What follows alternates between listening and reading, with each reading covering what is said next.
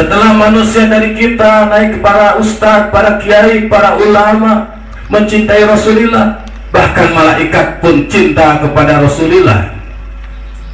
Kenapa? Sehingga semua makhluk-makhluk termasuk tumbuh-tumbuhan, hewan pun cinta kepada Rasulullah, karena Rasulullah manusia nomor satu yang istimewakan oleh Allah. Karena Rasulullah adalah manusia yang sangat-sangat sempurna. Apa yang membuat Rasulullah itu sempurna? Apa yang membuat Rasulullah istimewa? Adalah akhlak. Akhlak baginda Rasulullah. Satu contoh, di suatu tempat terjadi sering kemaksiatan, dibuktikan tadi malaikat sangat mencintai Rasul, maka malaikat Jibril datang kepada Rasul. Ya Rasul, ini tempat sudah tidak nyaman, sudah tidak enak, maka akan saya hancurkan tempat ini karena aku cinta kepadamu.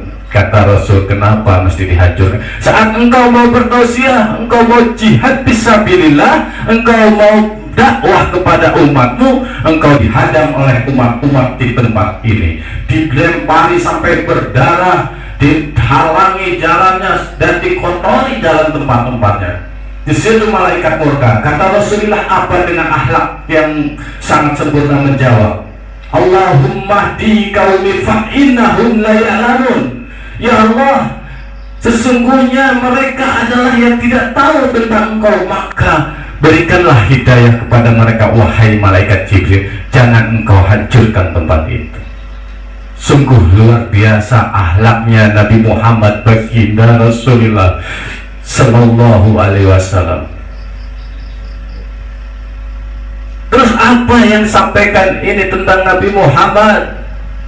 Kita patut mencontohnya kepada beliau dan turun-temurun kepada ulamanya. Syekh Abdul Qadir juga pencintanya, anak cicit cucunya kepada beliau, dan juga Abah Junai pun mencintai dan menyampaikan juga kepada kita tentang akhlak Nabi Muhammad Sallallahu Alaihi Wasallam. Betapa mulianya akhlak, sampai doa beliau kepada Allah, ya Allah, kami atau saya tidak ikhlas dengan melihat umatku begitu banyak yang menderita, ya Allah.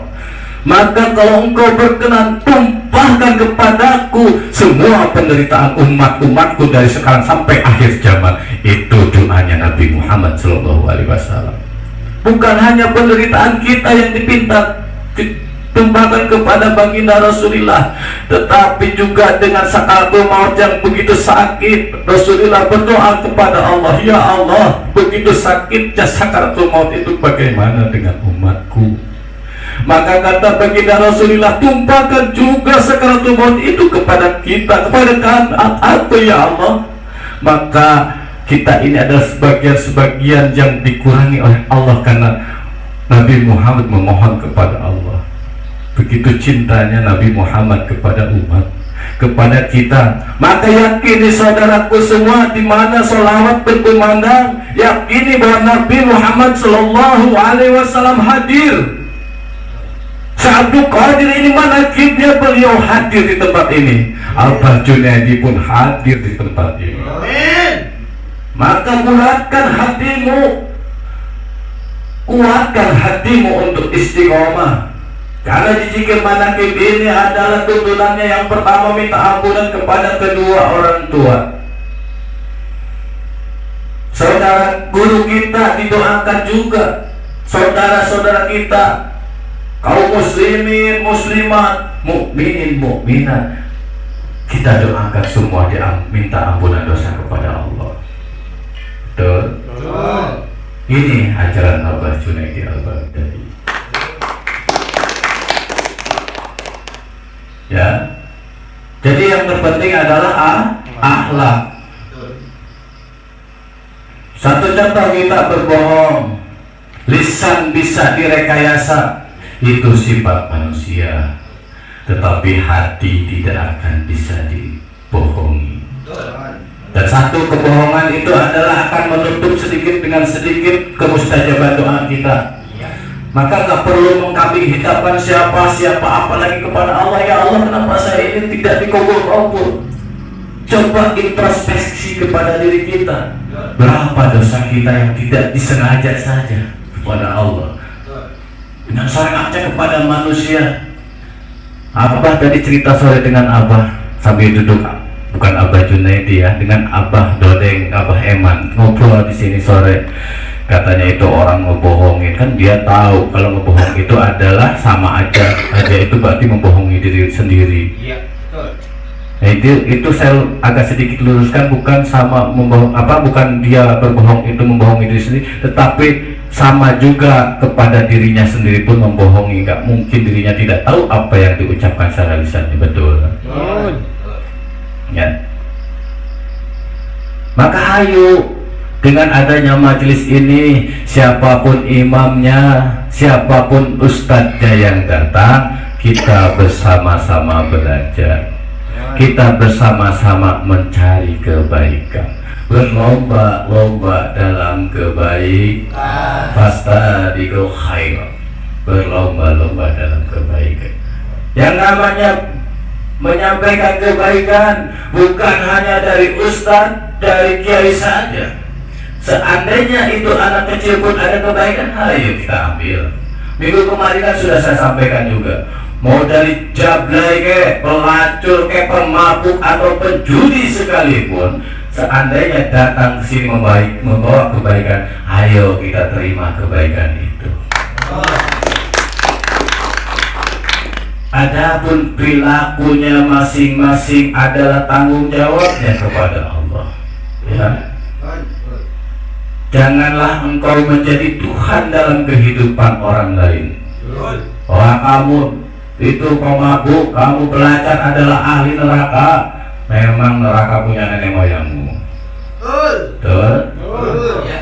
Lihat di Al-Baghdadi, Bahrul Ilahiyun, lautan yang tak bertepi. Kenapa tidak disebut tidak bertepi? Orang berbondong-bondong, jutaan orang, jutaan umat datang, tapi kan semua tidak sama. Ada yang dari pejabatnya, ada profesi yang lainnya, ada yang penganggurannya, ada premannya. Maka di situ tidak bertepi, semua datang untuk hanya satu yang dituju, ilahi anta maksudi, bersama Allah. Abah Junaidi Al-Baghdadi mengharap ridhonya Allah Subhanahu wa ta'ala. Amin ya Allah.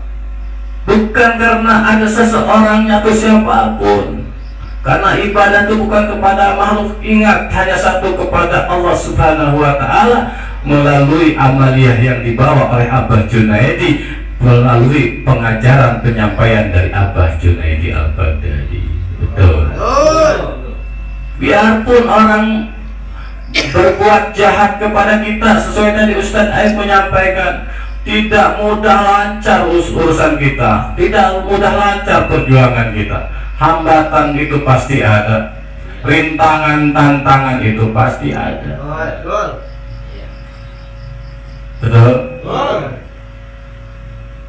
Jadi itu kita ini, yang penting kita ini jalan istiqomah saja, nikmati, jalani dan syukuri apa yang telah ditakdirkan oleh Allah. Biarlah orang bilang apa tentang kita, oh itu pengajian apa segala macam, tetapi kita yang penting tidak menghujat ke pengajian orang lain. Masih di situ Allahnya yang dibawa. Majelis manaqib, ratib, sholawatan, yasinan, semua membesar-besarkan nama Allah.